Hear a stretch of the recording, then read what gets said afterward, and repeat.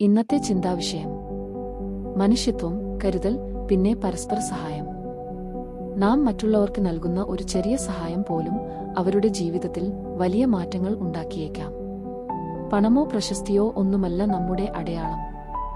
മറിച്ച് നാം മറ്റൊരാൾക്ക് നൽകുന്ന ആശ്വാസമാണ് നമ്മുടെ യഥാർത്ഥ വ്യക്തിത്വം.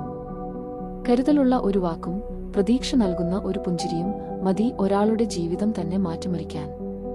സത്യത്തിൽ മറ്റുള്ളവരെ സ്നേഹിക്കുന്നതിലും അവർക്ക് തണലാകുന്നതിലുമാണ് യഥാർത്ഥ മനുഷ്യത്വം കുടികൊള്ളുന്നത്.